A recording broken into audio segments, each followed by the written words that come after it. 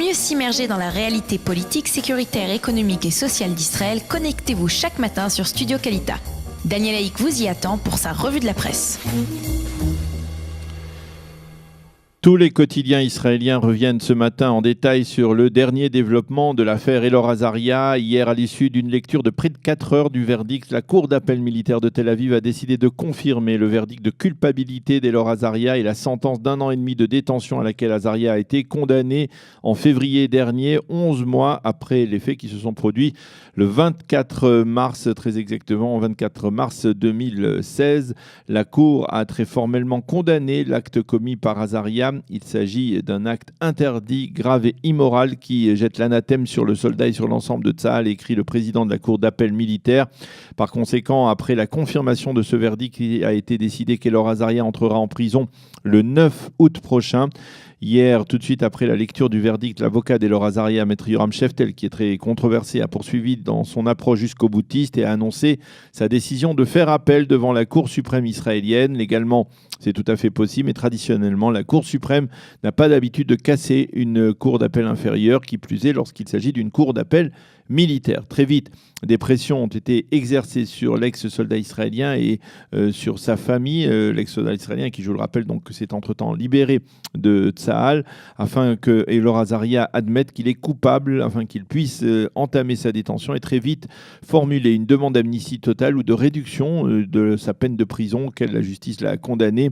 Ces demandes d'amnistie devront être adressées d'une part au chef d'état-major de Tsahal, le général Gadi Eisenkot, et de l'autre au président de l'État, Reuven Rivlin. Selon le site Ynet, les pressions seraient effectuées actuellement sur Elor Azaria et sa famille afin qu'il renonce à prolonger la procédure, souvent inutilement. D'ailleurs, pour l'encourager à aller dans cette voie, le chef d'état-major de Tsahal, le général Gadi Eisenkot, a affirmé hier que si Azaria lui présentait une demande de grâce, donc après avoir été incarcéré, il l'étudierait très sérieusement.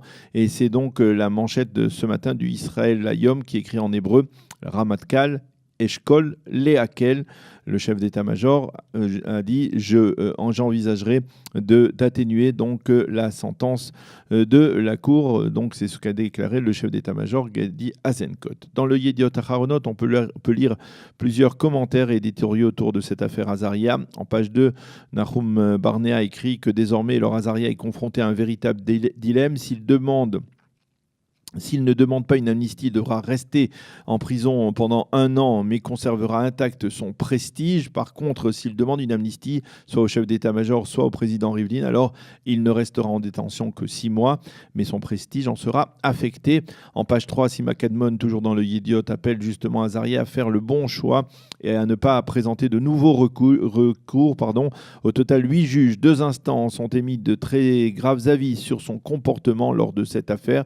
2 juges étaient même favorables à l'inculper de meurtre. Alors Elor Azaria, il faut se faire à l'évidence, écrit-elle, et cesser de jouer aux montagnes russes avec votre avocat Yoram Sheftel.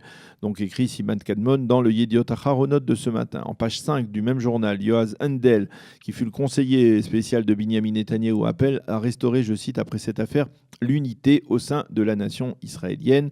Une nation israélienne qui a été divisée autour de cette affaire. Elor Azaria savait, écrit-il ce matin, qu'il n'y avait pas la moindre bravoure à éliminer un homme à terre.